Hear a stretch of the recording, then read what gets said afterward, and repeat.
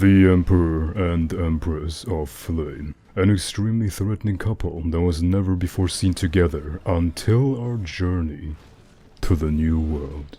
What's up guys, Akantorex here and welcome to another very exciting video. Teostra and Lunastra, a pair of elder dragons who control flame and explosive energy like none other, are truly a force to be reckoned with. While the guild has been carefully tracking Teostra and its movements, Lunastra has been a mystery to a majority of us. This is because we have seen plenty of Teostra throughout the mainline series of Monster Hunter, but Lunastra has only appeared in the second generation prior to Monster Hunter World. Time to dive into how this devastating duo works together and supports one another, just like our sponsor supports us. This video is once again sponsored by Patreon. Huge thanks to every one of our 31 patrons for the support and making this video possible.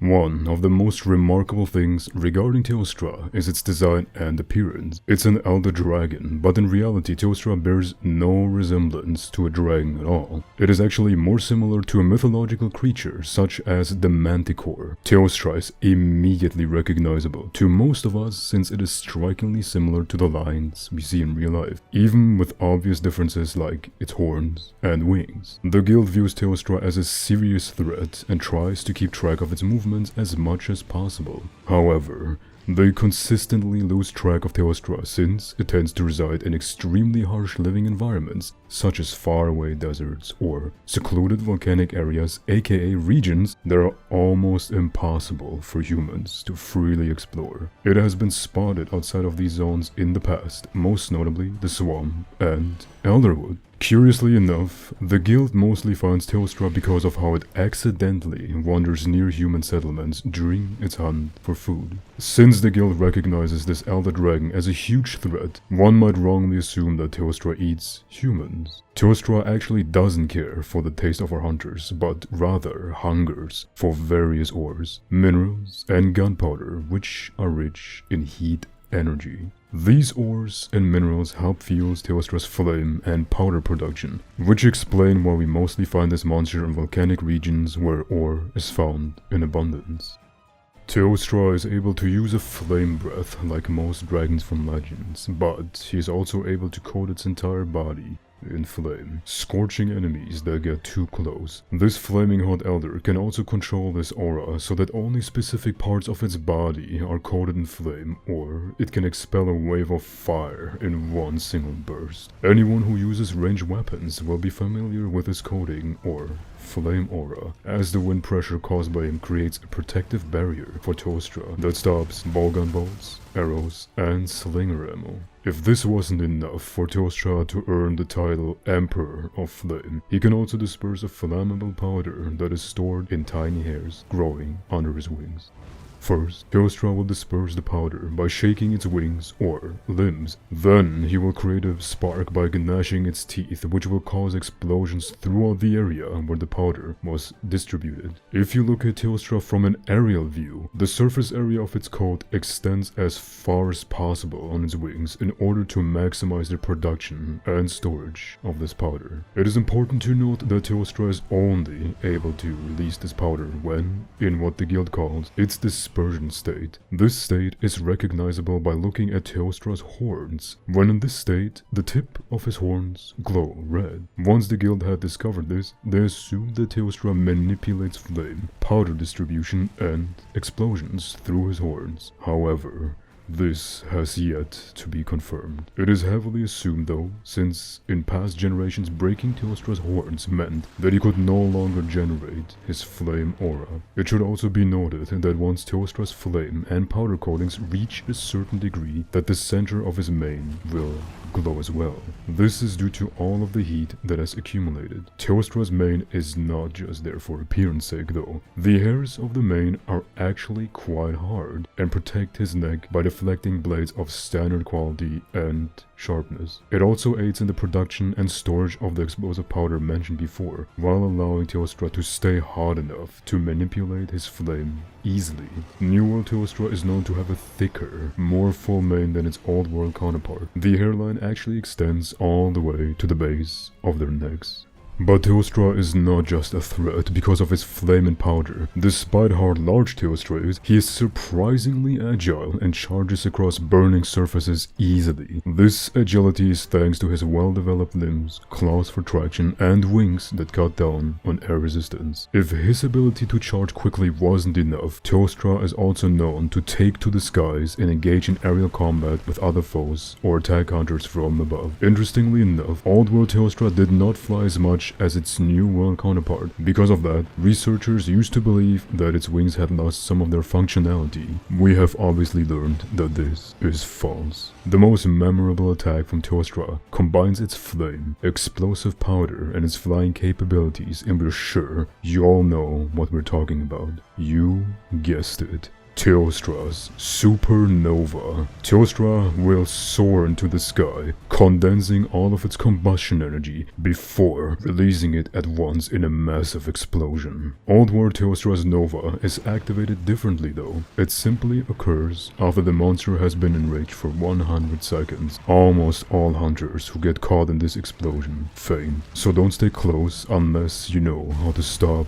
drop, and roll at the appropriate time. Unlike most monsters, which just find a place to sleep easily located on our maps when at low health, Teostra will lead us to his volcanic lair that is normally obscured by a wall of lava. It creates its nest by blasting apart a rocky crack with its explosive powder and creating a base large enough for it to sleep on. However, since the surrounding lava is not the most stable foundation for a home, an enraged, high-temperature Teostra can disturb the environment, causing lava eruptions to occur within the base. Although this nest is completely unappealing to us hunters, the guild suspects that Teostra's nest may be essential to attracting a Lunastra mate. It is believed that a Lunastra actually selects her mate based on whose nest is the widest and has the best access to ore. Speaking of our beautiful Empress of Flame, it's time we give her some attention. Teostra and Lunastra share many similarities, namely their diets, where they reside, and a lot of ecological functions with how they store and produce powder. They're both masters of controlling flame and powder, as one might expect, but there are also a few major differences with Lunastra, most notably the purpose of her powder, and that her flame is an entirely different color than her male counterpart. Blue, if you didn't know. Let's focus on the iconic blue flames. Lunastra does her best to keep herself consistently veiled in flame in order to keep her high body temperature. Her flame, however, creates a blue aura. Lunastra will actually keep this aura up even when she's not threatened due to her perpetual vigilance. Scientifically speaking, a blue flame burns much harder than a red flame, and this holds true for Lunastra. Her flames and aura are remarkably harder, as anyone who has hunted her can attest. Lunastra's attacks revolve completely around her blue flame, since the powder she produces is not as focused on creating explosive blasts like her male counterpart, but rather on spreading her blue flame. Because of this, her hair is more developed than Teostra's and covers more of her body, so she can store more powder. Lunastra can set off powerful blasts of blue flame by releasing blue powder from her wings and tail. Once the powder makes contact with her hard shell, the powder sparks and explodes, which sends out an explosive wave of blue fire that burns so hot it sets volcanic rock ablaze. This fire dramatically raises the temperature of the area and will drain the life force of any who dare come close to it. Lunastra is fully aware of the devastating power of these flames and will persistently coat the field with her blue powder to ensure the area is ablaze. She will either ignite the powder with her flame breath, or she will simply crack her tail. Unlike her male counterpart, which will focus on small, short explosive bursts, Lunastra will attempt to drown her enemies in a sea of fire. She will also never ignite her powder with her teeth. She will only use her wings, tail, and flame breath to create blue wildfires. In fact, Lunastra will actually use her wings to create strong wind pressures that spread this blue powder further. Since Lunastra is known for her vigilance, it was never easily spotted in the wild and was less likely to wander into human settlements like Teostra. In the old world, sending a group to conduct a Lunastra survey usually ended in the elder fleeing the area. This is why the guild restricted Lunastra hunts as solo missions. While the Lunastra in the new world is still vigilant as ever, she is way more aggressive and does not flee. She stands her ground.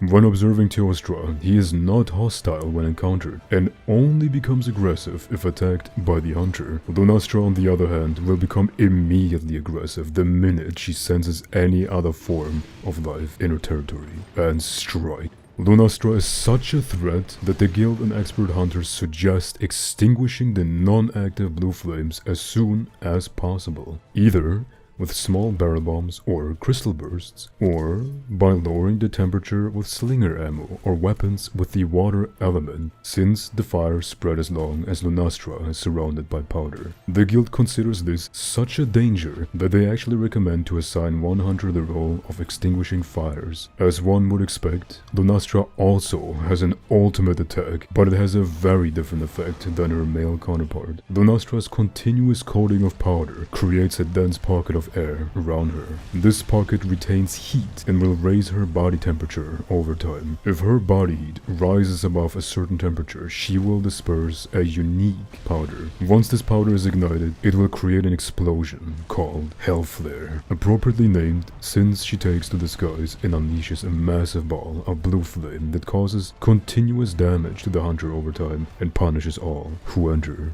her territory. Although Lunastra is considered a great threat, it has been rarely seen throughout the Monster Hunter series, so the guild was intrigued as to why it would come to the New World. The guild believes that Lunastra has come to the New World in search of a mate, and due to her urge to produce offspring, they also believe that her heightened vigilance and aggression are because she wants to breed and find a mate. This sounds very similar to Black Diablos. Lunastra and Teostra work together and support one another in the New World. In fact, having such a supportive duo is one of the main reasons Lunastra was chosen to be in World in the first place. World was the first Monster Hunter game where we could actually see other dragons fight or interact with one another, so they wanted to give us an experience where two other dragons would cooperate against us as well. They specifically state that when working on Lunastra, she quickly became an overprotective wife that nobody wants to mess with. Hey! Don't touch my man! Don't touch my man! Okay. They show us how protective she is when Teostra is observed being attacked by a Nergigante. Normally, Nergigante is one of the only threats for Teostra, so during the fight, it is seen struggling. However, Lunastra appears and the two work together to fend off Nergigante. These two together are such a force to be reckoned with that Nergigante cannot defeat them, and this display of concern from Lunastra confirmed that they had a partnership. It was also the first ever observed scene as a couple. It looks like these two have never been ones for public displays of affection. Maybe Rathian and Ravlos should take notes.